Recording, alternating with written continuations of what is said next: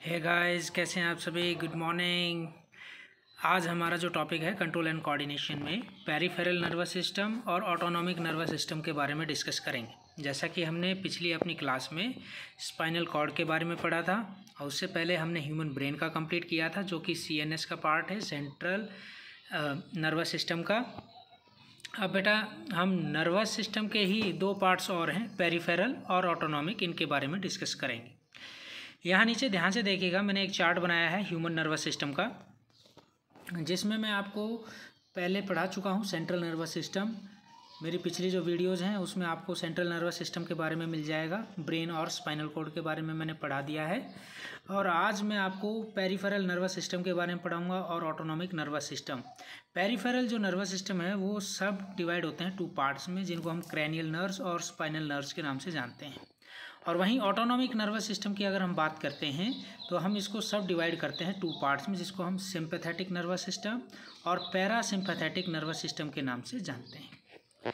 चलिए गाइस, अब हम शुरुआत करते हैं पेरिफेरल नर्वस सिस्टम से कि पेरिफेरल नर्वस सिस्टम को हम किस प्रकार से डिस्कस करें। सबसे पहले आपको मैं बताता हुआ चलूँ, जो पेरिफेरल नर्वस सिस्टम है क्रैनियल और स्पाइनल नर्व से मिलकर बनी हुई होती हैं और इनकी बहुत सारी ब्रांचेज निकली हुई होती हैं हमारी पूरी बॉडी के अंदर, जिससे क्या करते हैं, इन्फॉर्मेशन को ले जाने और पहुंचाने का काम करते हैं। चलिए सबसे पहले आपको मैं बताता हूं cranial nerves. Peripheral nervous system के अंदर 2 चीज़ें हमें पढ़नी हैं, क्रैनियल नर्व्स और स्पाइनल नर्व्स। तो सबसे पहले हम क्रैनियल नर्व्स के बारे में पढ़ेंगे आज। क्रैनियल नर्व्स क्या होती हैं? क्रैनियल नर्व्स अराइज होती हैं ब्रेन से और पूरी बॉडी के अंदर क्या हो जाती हैं, पूरी ब्रेन के अंदर क्या होती हैं, वो स्प्रेड हो जाती हैं, फैल जाती हैं। छोड़ के किसको? 10th cranial nerve. जो 10वीं जो क्रैनियल नर्व है उसको छोड़ के बाकी जितनी भी जो नर्व्स हैं वो सभी की सभी हमारी हेड रीजन के अंदर क्या है, फैली हुई होती हैं। उस 10th क्रैनियल नर्व को हम बोलते हैं वैगस, 10th क्रैनियल नर्व, जो कि आपको बता देता हूँ नीट एग्ज़ाम में भी आता है क्वेश्चन ये, और जितने भी कॉम्पिटिटिव एग्जाम है उसमें ये पूछे जाते हैं। और मैं आपको बताता हुआ चलूँ, ये जो 10th वैगस जो क्रैनियल नर्व है ये सबसे लंबी क्रैनियल नर्व बताई जाती है, क्योंकि ये एब्डोमेन तक क्या करती है, फैली हुई होती है।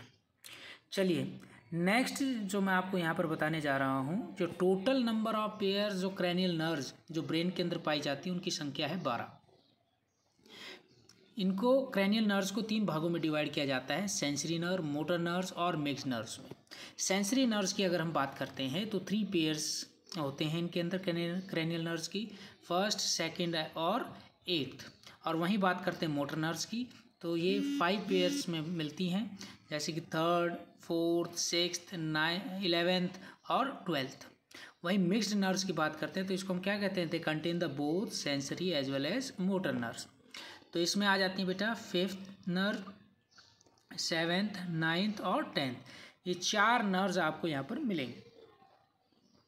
तो ये सभी के सभी क्रैनियल नर्व्स है। अगर हम टोटल करते हैं तो टोटल कितना बनेगा हमारा, 12 बनेगा।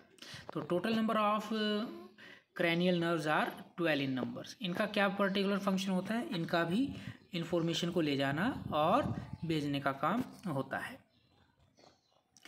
अब आते हैं बेटा नेक्स्ट जो हमारा है यहाँ पर, इसमें हम स्पाइनल नर्व्स के बारे में पढ़ेंगे।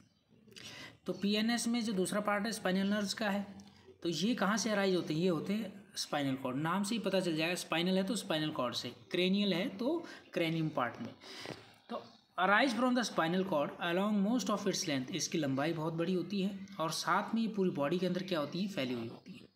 इनकी जो संख्या है वो 31 पेयर्स होती है। Total number of spinal nerves present in our body is the 31 pairs. अब आपको मैं बताता हुआ चलता हूँ, डिफरेंट टाइप के जो रीजन्स है हमारी बॉडी के अंदर, वहाँ पर आपको डिफरेंट पेयर्स आपको क्या मिलेंगे, स्पाइनल नर्व्स मिलेंगे। ये आपसे एग्जाम में क्वेश्चन भी पूछा जा सकता है कि नेक रीजन में कितने पेयर ऑफ स्पाइनल नर्व्स होती हैं, तो आपका जवाब होना चाहिए 8। आपको स्टार्ट से बताता हुआ चलता हूँ, जो स्पाइनल कॉर्ड है वो स्टार्टिंग होती है नेक रीजन में। तो नेक रीजन में जो पेयर्स होते हैं वो कितने फॉर्म होते हैं, 8 पेयर्स।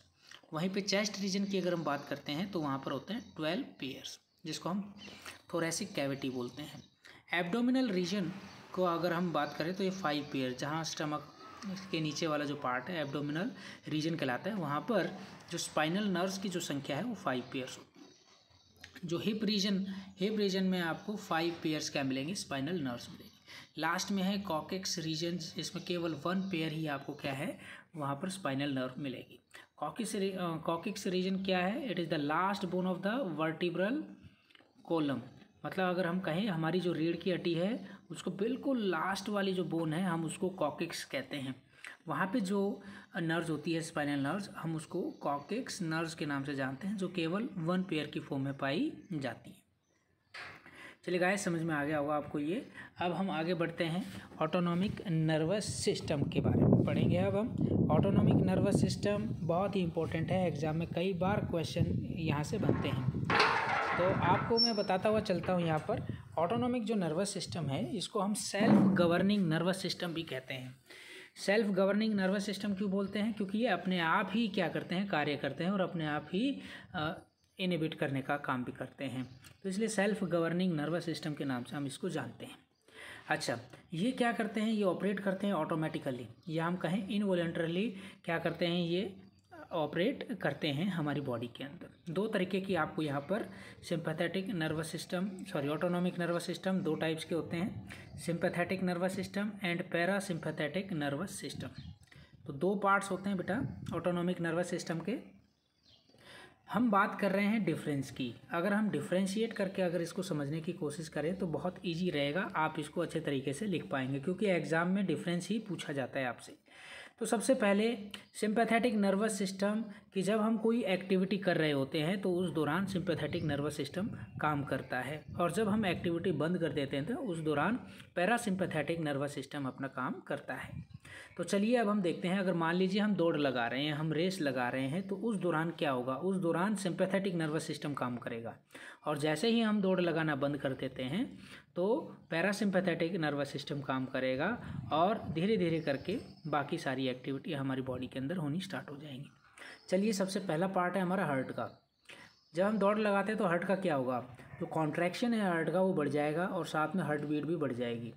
और पैरासिम्पैथेटिक नर्वस सिस्टम के अंदर क्या होगा ऐसा कि कॉन्ट्रैक्शन डिक्रीज होना स्टार्ट हो जाएगा, और रेट ऑफ हार्ट बीट भी क्या होनी स्टार्ट हो जाएगी? लो होनी स्टार्ट हो जाएगी।